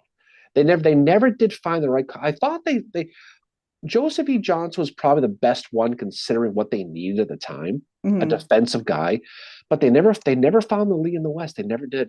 That was what was their ultimate doing. Yep. Hal said, "Which Dropkick Murphys concert did you go to?" The Murphys are great when they were just starting out. They would we could watch them play at certain places, and then afterwards they'd be drinking at the bar, and one of them would get in a fight here and there. And it was great. They've mellowed out a little bit, but they're still a great band at getting people pissed off. They always have been. But they were fun. The Murphys are definitely a fun band. Yeah. Yep. And also speaking of Patrick Claiborne, there he is Mm-hmm. with his signature. Yep, he signed that. That's pretty cool. Yeah. You know, but that was cool. You can study these things, and the what if thing is always a big thing with this. But it's important to remember, in real time, they had no idea what they were doing. They thought Bragg was the right guy. They thought Hood was the right guy. They thought Johnson was the right guy. They Yeah. thought all Well, these I think guys it's were the who's right guy. picking them, and that's Jefferson Davis. And he tended to give his friends spots over his enemies, and he was Well, not. Davis was also a yes man. Davis Yep. wanted to be in the field. Hmm. If he had a choice, he wouldn't be president. And truth be told, he wouldn't have been president if Robert Toombs didn't show up hammered drunk at the convention. He was a favorite to become the president. Robert Toombs, a Georgian who fought over at Burnside Bridge over here in Antietam. Um, and at the end of the day, he ends up showing up for what he thought was a coronation. He couldn't even stand up. He was so hammered. They thought he wasn't the right guy, and they gave it to Davis. And Davis was elected. He was back at his home in Mississippi when he found he was elected. He wasn't happy about it. Verena was like talking about how he was disappointed. He wanted to be a general. Hmm. So to get on his good side, you kissed his ass. You placated him, which is what Sibley did. He knew that he knew that Davis wanted to expand territory in the West for slavery. He did. And Davis has specifically talked about that. So his plan that was turned into the Glorieta Pass battle was exactly selling to his side of the road. Um, Lincoln was kind of the same way a little bit, but he had other people around him, guys like Stanton, guys like Halleck, who were a little bit more trying to push back a little bit. Davis was Davis. There was really no one around him. Judah Benjamin, I mean, come on, look at him for God's sakes, Yeah. He wasn't gonna do anything to him. Judah Benjamin. Well, I'm just saying that's how it was. Davis was the chef, the bottle washer. I forgot that phrase. He was everything there. Yeah. So if you wanted any success in the Confederate Army or promotion, you had to go through Davis. Yeah. That's what Hood did. No shame. That's what they did. Yeah, well, Hood was writing in the background like, "Hey, I think I should be in charge," and hey, Joseph E. Johnson's doing a shitty job, kind of thing. And Frank asked if it's a real or replica of Claiborne's signature. That is a real signature. Yeah. Well, Claiborne's a good one. He just Yeah. is. Well, Hal said if only Claiborne had stayed north of the Ohio River, and that's what we've Well, always we've said. talked about it a million times. I mean, it's funny. He's in Ohio in Cincinnati. I think it was Cincinnati, Yep. and he ends up trying to get a school to be a basically work as a as a prescription Yeah, in medicine pharmacist. Yep. pharmacist, and he gets rejected from all his schools. Probably a lot of Irish bias. He gets that job down in Helena, Arkansas. Well, he was working in a pharmacy, Yeah. and then the guy who he was working for was like, "I'm opening a shop in Helena, Arkansas. Would you like to go manage it?" And Claiborne's like, "Sure." And that's where he goes down there. He joins like the debating society. He joins the Freemasons. Mhm. I think he starts studying to become a lawyer as well. And he finds his home in Arkansas, and that's why he was fighting for them. Like he didn't really Yeah. understand. When you look at someone like Claiborne, he didn't really understand why they were fighting the Civil War. He thought when he drew up his emancipation, he's like, well, we can free them. Don't we just want an independent country? And of course, what's his face? Wasn't shot pouch Walker like the fuck you are? Well, that was the thing. I mean, he's like, we need more soldiers. We're running out of men. We have all these young fighting men that we can use. Why don't we let them fight? We can free them, and they'll fight Mhm. for us. Mhm. And it made it back all the way to Richmond. The next thing you know, there was no more promotions for Claiborne, and there's nothing. No one's ever said, "Well, we're not going to be doing this." But one, I forget who it was. One of the Confederates, one of the secretaries said, "If we do this, what are we fighting for?" That was Yeah, his quote, that's what he said to Claiborne. right? And that was the end of it. And he mentioned it to Hardee and Bragg and Shot Pouch Walker, and they said, "Just keep this quiet. Don't tell us to anybody." Of course, Shot Pouch Walker takes it, runs it back to Richmond, rats him Yep. out, and that's pretty much the end of Claiborne as far as his that glass ceiling. But in his mind, you're right. If the goal is to win this war for independence, then we're playing this with one arm tied behind our back. We need to go all in. Hmm. Um, that's what And Lincoln did. Emancipation Proclamation. He needed more men. yep. Yeah, You know, and I mean, Claiborne had a half brother who fought. I think he settled in Wisconsin. He fought for the North. He had another brother, a younger one, who was killed fighting for the Confederates. So his family, dependent where they settled, was where they fought, kind of thing. So I well, think that if he that was had, that's how usual was, yeah, and that's why you look at some farm kid from Louisiana who doesn't have a pot to piss in. He gets brought in the Confederate Army. He doesn't give a crap about slavery. He's just fighting because he has to. That there's a yeah, lot of people like that. But you did tend to fight where you were from. That of course you did. It wasn't like yeah, nowadays. Today there was no free agency and move around. But there were a lot of counties in the South who were not secessionists, and there were a lot of counties in the North who were not pro-union. yeah. Free State of Jones, the movie does a great job talking about that. The Hmm. Confederate Army would have to go around counties because if they went into them, they'd be fired upon by Yep. their own people in that state. So it's not really a civil war. It's kind of a weird regional type of war. Yeah. It's kind of one of those things where it's a little bit of everything. It's kind of a county to county, town by town, Yeah. which is fascinating when you study it. Yeah. And I think, had Claiborne stayed north, that really changes things. Um, you know, like obviously he probably would because I'm thinking it like Lytle, who was also from Cincinnati, he'd probably fight in the Western Theater. He'd probably gain a lot of prominence. No, I probably would. Um, He, I think right. I think at the end of the day, it's tough to say how he would have been because he would have hit the same glass ceiling too. I mean, think about it. I mean, for you guys, I have a guy Thomas Marr, you have people like that who fought with certain levels, but they I can't think of too many Irish who or any you have guys like Franz Siegel, I guess the exception, but there weren't too many who really no. rose really high. The Irish were just as hated as Oh, anybody I else know they was. were. I know they were. But I think like that would have been like it could have been Sherman and Claiborne commanding armies out there, right? Like who knows how that changes the dynamic of everything if Claiborne stays for the North. I don't think he fights in the Eastern Theater. I think he stays in the Western Theater. He probably would have been one of Grant's guys, or Sherman's guys, but it's very possible. Um, I mean, there were obviously Ohio regiments. Eighth Ohio fought in Tatum, Yeah. obviously fought here, so they could have been. It depends on where they would have come from. I But just base it on Lytle. was also from Cincinnati, and he fights in the Western Theater. Yeah, you're probably right. I'm not saying you're wrong. I'm just saying that it's tough to whatever the need would have been and how high he would have rose. If he would have been a guy who shot was a rocket ship to the moon in the army and ended up being being a colonel or someone like that, or became a general as a brigadier, um, it would have been a needs thing. Who Hmm. knows? It's a fun conversation to have because we'll never know. No, I don't think I've ever read anybody talk about what if Claiborne had stayed in the, in the Union, what would have happened? Because no one knows how. Who the hell and knows some what people happened? don't like the what if game. No, but the problem is there's no way to trace that. There's no way to quantify No, that.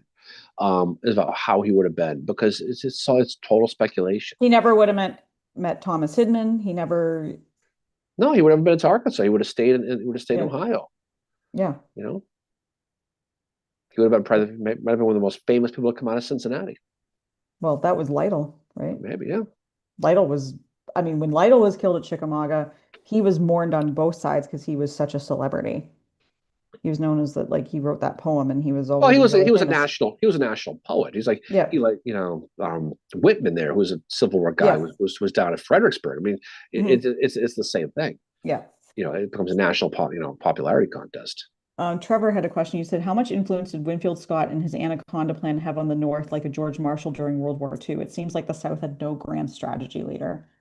No, that's a question that's come up that people have talked about because it's a brilliant way they did it. There were flaws to it because obviously the West, California, which is why we let the Gloria pass, but there's definitely an impact in embargoes and in blockades became a big part of U.S. history after that.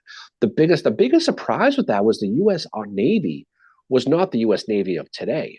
I mean, the biggest navy at the time was England, and the Union was able to get enough boats together to block the Yeah. entire southern seaboard. And that was the big surprise. And when you look at one of the big takeaways of the Civil War was the United States Navy went from nothing to arguably the most powerful navy in the world almost Yeah. overnight, which scared the hell out of England. So it's Hmm. going to have ramifications throughout Europe. The Civil War had so much implications into Europe too, but that's a good one. That's a definitely an impact. I mean, I've never seen anybody specifically talk about Yeah. it, but it had to have because you But saw how it changed history in Europe afterwards. but the You know, South does not have a grand strategy leader like that. Or no, because there's no way to. I mean, you had blockade runners. I mean, just it wasn't like you had it blocked. I mean, there were gaps. yeah, If you had a fast boat um, coming from Bermuda or Bahamas, you're going to run it. I mean, the South got supplies. I mean, a not lot of them. Beauregard's hair dye. No, or his furniture. But I mean, they were able to get cotton in and out. They were able to get supplies. But again, you're talking about maybe 25% maybe got Mhm. through. Um, so it wasn't a complete and utter shutting down the entire thing. Yeah. But it put a cramp in their junk though, and it was a big reason why England was looking at recognition in 1862 because all that cotton they'd bought up front was running out, and their Yeah. economy was falling apart. Cotton was the oil of its day. You Yeah. know, oil. You shut down the oil, like what's going on in Iran. You see what's going on with the prices. People get after a while that doesn't work anymore. You got to straighten this thing out because I ain't paying $4 a gallon anymore. Just like they're not paying all this money for cotton textiles anymore, Yeah. and that affected the North too. Towns like Lowell, Mass, for example, Oh yeah.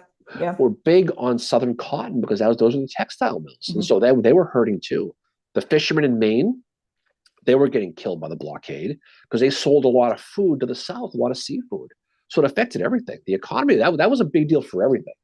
So absolutely, definitely affected Hmm. that. You know, And our next episode is going to be Lew Wallace at Shiloh, correct? we are. We talk about let's think of a second episode for April, but that's going to be Yeah. the game plan. You Yeah. know, And we've talked a little bit about Lew Wallace at Shiloh in the episode that we did about him, but we're going to be looking at it a little bit more um, in more detail about what his role was, what happened, because there's a lot of, Grant said this and Lew Wallace did this, and there's a missing order somewhere in there. So it's an interesting part of the Battle of Shiloh. And I think for a while and it's why Lew Wallace's reputation was not great for a long time. But then he has his redemption at the Battle of Monocacy. no, again that whole there's a book called The Scapegoat of Shiloh, which we have, which I'm sure will be the primary source we're going to use for the source anyway for this Mhm. one. But that's a big part about it. Again, that part of the war was the ultimate blame game. Halleck was blaming Grant. Grant would eventually would blame Wallace. He'd eventually blame Rosecrans. It just turned into everything deflecting the whole thing. Mhm. And here's the question, you might know this. How much free rein did Claiborne's superiors give him to make decisions? How much did what? How much free rein did Claiborne's superiors give him to make decisions? No, not. I mean, Hardy he liked him. He was his They were boss, friends. Yeah. and they were friends. But I mean, he was clearly a subordinate. I mean, I don't think he had a lot of leeway. I think at that point, all these guys were pretty specifically told what to do and how to do it. Um, I just don't know. Hardy was not like Lee. Lee was a macro level type of manager who would tell you, okay, Mhm. I want you to go ahead and take this region. I'm not going to tell you how to do it, but I just want you to do it. Versus Jackson and Hardy are a lot more micro. They would tell you, you're going to take this regiment, you're going to hit this, you're going to do that. So my guess, because of who Hardy was, he probably didn't have a lot of leeway. He was told specifically what to do and how to do it. So that opens up the door how good he would have been as a commander too, Yeah. if he did not have a lot of leeway, right? But again, I don't know of specific um, any sort of specific issues of him being told what to do um, specifically, if that makes any sense, you know? Yeah, I think a good example would be, and this is basically him being given free rein by his superior, which at the time was Braxton Bragg, Battle of Ringgold Gap. Claiborne is there because he has to keep the Union from getting the supply trains. Bragg needs time to get towards Dalton, Georgia, and Claiborne is told by Bragg, basically, you need to hold them off. You have to hold them off so we Yeah, can get out of here. And so that's Claiborne is the one that comes up with the plan for how to do it. And so I think in that case, he has the independence. It's not going to be not the first time he's had to save Bragg's butt. But that shows, I think, the trust that Bragg had in him, saying, like, I am going to use you and your guys to hold off what is going to be a larger force to keep them from getting our trains and to allow us to get away. And Claiborne did it brilliantly, not just in the tactics of the battle, but I think was it the night before he lit all those fires yeah, to make it look like there was a lot more men, or I think it was like the night after they lit all these fires and then they left, and it looked like a ton of men. So of course the Union is going to back off, but it was a ruse by him, you know. So I think at that yeah, point it's independent. Let me see here. Oh, Larry said, never thought about the economic impact of the North. In the North there in Great Point. Ambrose is on here, so good morning. yeah, nice. And Frank asked, what were the primary sources you used for the Gloriette episode? Oh, okay. There's a book called Rebels in the Rio Grande by Dr. Don Alberts. That was certainly one of them. There's a book by a guy named John Taylor called The Battle of Glorieta Pass. But the Alberts book was a good one because it talked a lot about Valverde. It talked a lot about some of the personal stories And we that's talked got about. primary source material Yeah. in it, like Mhm. letters and stuff. Yeah. I Mhm. think Library of Congress has some stuff too, don't they? Right. Thomas Eddington and John Taylor, they both wrote that book, The Battle of Gloria Pass. But the one Rebels in the Rio Grande is a good one. If you don't have that one, if you're interested in Rio Grande, I mean, that whole campaign about Sibley specifically. But those are primarily the books that we primarily used. Hmm. And most of the stories come from those. I mean, there's stuff out there on Glorieta Pass. And there are some letters in the Library of Congress. The Sibley letter we wrote at the end about it's not worth a quarter of the blood. That was a letter he wrote to Jefferson Davis. I found in the Library of Congress. And some of the other soldier stories in there too. There's not a lot of quotes I found about it. No. Sibley talked a little bit about it, but mostly it was books written using other primary sources. Is kind of how this one played itself out. Good question though. Yeah. No, we always have different books that we're using for it. Library of Congress is a great source if Library you of can Congress find letters. it's the best library card I ever got. You know, because it opens the door to a lot of different things too. Because you can read specifically, and you got to learn how to read cursive. So young people have a tough time with probably Yeah. reading some of those. But it's a great place to get quotes, letters, and sometimes you get they're tough to read as far as just trying to understand what the hell they're talking about or even read the damn language. But But the Dr. Albert book's a good book on the Rio Grande. That's a good one because it kind of takes you from Fort Bliss all the way to Fort Union, and it talks. That's where a lot of the Apache stuff came from. Talk about Hmm. the stuff afterwards. So check that one out. You And know. then Trevor asked, did the North win the war like Shelby Foote said with one hand behind their back?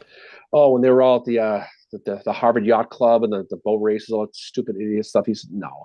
I mean, don't people forget too when you got to 1864 Overland Campaign, Grant had to take troops from the forts, the heavy artillery guys at the 8th New York. And so when you're fighting, you're fighting at places like Cold Harbor, you're fighting with the paper collar soldiers they talk about, guys who've never seen battle before. 180, the Corn Exchange Regiment in Antietam, they fought at the Battle of Shepherdstown. The first time they ever fired their guns was in battle. They were literally brand new. So you had men like that. The 16th Maine, who I talk a lot about, they were Mhm. brand new at Antietam.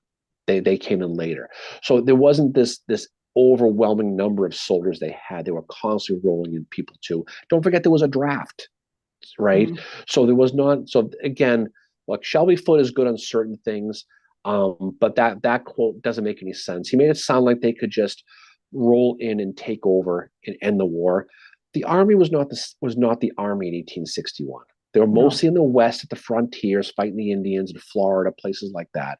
So the idea that they could just simply flip a switch if they wanted to is just a ludicrous concept. But it's not the most ludicrous thing he's ever said. But we'll leave it at that. But Um, I enjoy, you know, stars in their courses. His Gettysburg book is really, really good. Uh, but I think he talk a lot of what he writes about from the Southern perspective is from we fought as hard as we could, all considering, right? And that's yes. not no shame in that. And he's not wrong, but he makes it sound like the North was just toying with them, right? There's a reason why McClellan spent as much time developing his army as he did before they fought because he knew it was not going to be a walk in the park. Sherman said the same damn thing, Yeah. And if right? you read what I'm like, Cunningham's book about Shiloh really illustrates this really well, is like Sherman and Grant in 1862 at Shiloh are not Sherman and Grant in No, 18, of they're course not the not. same in 1864. They've had to grow and change and learn from their mistakes. And I mean, this is just the way Cunningham's writing. I want to read other books about Shiloh just so, and I've read books about it before, but like I do fall into the opinion that Sherman and Grant were very much caught off guard. They were a bit arrogant going into Shiloh and thinking that they weren't there. And they got really caught off guard, I think. And were it not for men like Peabody, it could have been a real bad day, kind of like at Chickamauga, were it not for Minty and Wilder. Rosecrans would have not been in a good way, Mm-hmm, kind of thing. So there's these little things that happened, and that's why it's so important to study these battles in as much detail as possible. mm-hmm, Um, Hal mentions that northern textile mills were saved, like those in the UK, by the entrance of Egyptian and Turkish cotton, and mm-hmm, Britain also saw huge increases in cotton from India. mm-hmm. And then Ghost of Sickles' Legs said examples of freewheeling generals were like Forrest and Stewart and a lot of cavalry leaders. I said Mosby had a lot Yeah, of I freewheeling. mean, the partisans, especially when they passed the Partisan Act, and guys like John Mosby came on the scene. They had a lot more free reign because, for one, there was no real way to maintain what they were doing. Plus, what they were doing was so covert anyway. In a lot of cases, they would literally sit there and say, "Okay, here's where the Union supplies are. We're going to go raid them." It wasn't campaign. They didn't work on campaigns like the military did. But Yep.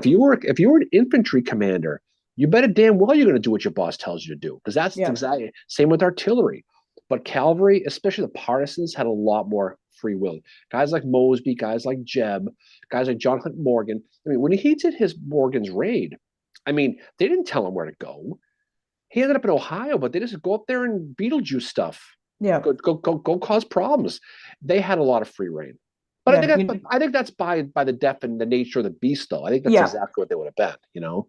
Um, you know who had too much free reign and shouldn't have had any was William Soy Smith. Oh yeah. That's bad. No, but I mean, someone like that. But that's a Meridian campaign, though. It's different.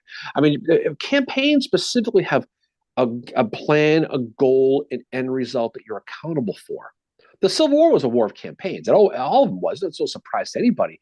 But when you're talking about the Mosbys of the world, and you're talking about those people, and I'm not talking about the militias. I'm not talking about the bloody Bill Anderson people. I'm just talking about the specific organized partisans. They had the free reign. They certainly did. You know. So Jeffrey said there's always a Minty and Wilder connection for me.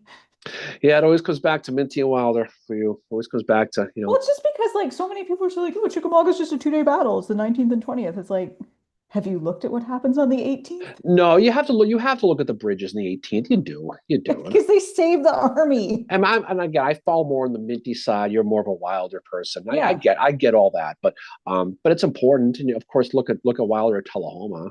I mean, then Yeah. you got to give credit where credit's He due. does that raid and no one gets killed and he comes back. Yeah, well, he had the guns. He had to pay for the guns. Yeah. And then Congress was like, oh, I guess we can give you money back for these because apparently they work. Oh Like, yeah. well, Rosecrans was like, I want mounted infantry, and Halleck was like, they're useless. Well, again, you're coming off of the U.S. Dragoon model, which didn't always work out too well. And that was Yeah. plus if you, to have mounted, you need horses, right? I mean, Mhm. and that's always going to be a challenge, you know. Yeah. And then Hal said Shiloh, where Grant showed his weakness for pointing fingers. Hey, he was human. Yeah, well, that's part of it. That's always be part of it, you know. I blame Rollins. You don't like John I Rollins. hate John Rollins. It's too funny. I can't stand him. I'm sorry. He is like this. I don't know how. You got Like, to read. You got to read Groom's book on Vicksburg. Um, I think you got to read that because he takes a steaming beer piss all over Rollins too. I think you'd stand appreciate him. that. Yeah, I think you should do that.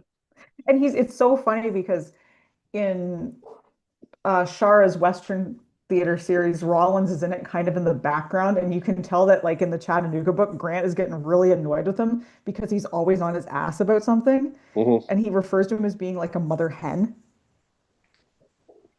that he's Yeah. always just there, and he's like Uh, nitpicking and stuff. But no, I'm not a fan of him because I think he was like obviously kind of an opportunist, but and yes, I get it. He's protecting Grant. Um, he well, he's of course they were. he's protecting him, but I mean, I fall on the Lou Wallace side of what happened on Shiloh, and I don't Yeah. think it was No, fair. I mean it. There's a lot of that, and there's a lot of it. But again, Lou Wallace was somebody who interesting character all the way. I mean, obviously he's the hero of He's arrogant Monocacy. AF. He's arrogant. He's part of the Lincoln conspiracy assassination trial. He does a lot of good things, obviously, Yep. but he is what he was. But Shiloh's situation. Grant's scout is told him where to go. Yep. It wasn't like he just decided to pull out ways and find his way to get through Pittsburgh Landing. And then He there had was an order written out that got pocketed and then lost yeah, no, that they couldn't find it. gonna happen, Um, you know. and then Hal said, yeah, Rollins is culpable, but Grant still held a grudge against Wallace, Rosecrans, Buell, and others. Yeah. Grant could hold a grudge. Oh, Unless your name, he's kind of like you. I don't hold grudges. Oh Well, no. it depends on the situation. I give many chances, probably too many to some people. Okay, I'm just glad it's not towards me. You know. Oh, But you know what? I don't know why I thought of this, but it made me think of Andrea for a second, right? I don't know if she's still on here or not, but on May 2nd, AQ, if you're still on here, Olivia Black is doing a battle walk on the 61st and 64th New York in Tatum for Barlow on May 2nd in the morning. So if you're in town, um, I was talking about it yesterday. okay. You might want to come up in town for that because she's a big Barlow person. Her daughter's name is Barlow. She's doing a battle walk on the Sunken Road in Tatum about the 61st and 64th. And then I forgot all about it. She mentioned it to me yesterday, and I just forgot about it. And then when you mentioned holding a grudge, I thought about her, and it popped in my head. So there we go. And I don't know why A it did. real She way just that you does got to she that. doesn't, but it made me think about it. I don't know why I thought about it, but that's a scoop, you know. Anyway, I have no grudges against you or AQ or You anybody better not on grudge here. against me. These aren't the droids you're looking for, me at AQ. But yes, Grant could hold a grudge. And unless your name was Sherman or Sheridan, if you got put in the doghouse, you were not getting out for a long time, if at all. Oh, well, that's probably That's true. kind of what I see it. And then, oh, Ghost of Sickles Leg said, Lou Wallace did Billy the Kid wrong. I seen it on the big screen at Historical Masterpiece Oh God, here we go Showcase. with that. Here we go with that. You'd be surprised how often we hear that about friggin' there are people who look at Billy the Kid and they see Emilio Estevez, and that's the problem. He had so many chances, and the people who say that Lou Wallace killed Billy the Kid, that's the ones I have the grudges about. So there. Well, wasn't it that like we talked about that in our Wallace episode, how like he was like, here, I can help you out. And then Billy the Kid goes to kill somebody again, and Wallace is like, okay, dude, like I tried. I mean, that's the whole thing. Is at some point, if they let you out, all right, listen, this is the last time. I'm going to let you out. Okay, okay, sounds good. And you shoot someone else. Well, what the hell do you think's going to friggin' happen? I don't know. Crazy.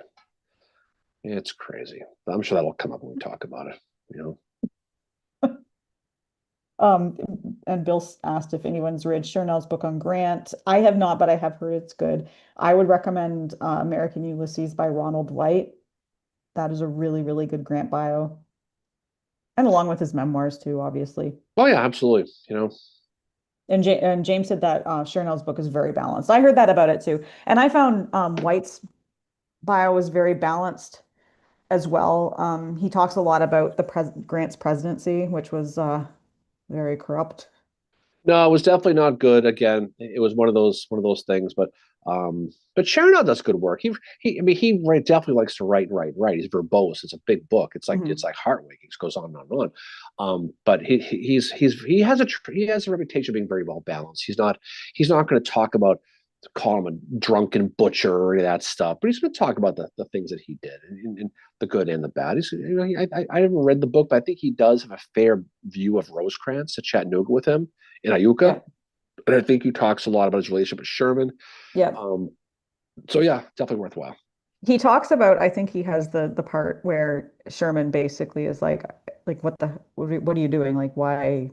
And their friendship is not what it was during the Civil War because Grant does a favor for Rollins and it screws Sherman over and Sherman like he walks out of Grant's office. He said, "Very well, Mr. President." And he got up and left. Yeah, well, gotta be principles, Mary. Gotta be principles. All right, we should get ready to sign up. It's almost 12. This, It this is. time went fast on this one. We got baseball to watch today. Yeah, My team's not playing till 7:40 tonight. oh, that's right. That's right. Yeah, we'll see how that goes. So, yeah, so that's good. So we'll go into the episode here pretty soon on Wallace. We'll do another one, announce those dates. So we appreciate people who have been supporting us and following this. It's still Yeah. amazing me.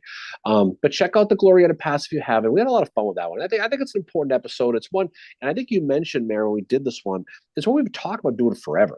We just Yeah. never got around to it. So I'm glad we finally did it. And it worked out really well. So we definitely appreciated that. But yeah, next. Oh, is that someone's hungry? Yeah, the furnace is empty on the fat cat here. So Oh, so we're gonna poor jump off for Mosby. for eats all Yeah. of us. So Mm, but in yeah. case, yeah, so we appreciate that. So that's the game plan for us. So hopefully people can check out that one. And then we have a great rest of the weekend. It looks like it's sunny yet cold here. So we'll see here. And we'll kind of go with that. So hopefully the weather is good where you're at. I think the spring is almost finally spring. We're in that fake spring area around. April 1st is coming up, Mary. I don't know if you know this. Yep, April Fool's Day is coming. I think it's Tuesday. it is. I hate April Fool's Day. I'll have a lot of fun April Fool's Day. It's always a fun day around here. So, all right. So, anything final you want to say? Get off your chest. Anything you're mad at? You need to vent about? Or are you good? James just said Mosby roars. Oh yeah, he's ready to go. So, Thank you to everybody for coming out here and joining us yet again for these discussions we do. We always enjoy seeing you on here and the questions and the comments in the chat are awesome to see people talking with each other and all that. So that's great. And yeah, thank you to you, Darren, for bringing it like you always do. well, you just got to bring it sometime. So, and we have a great rest of the weekend, and we'll talk to y'all soon.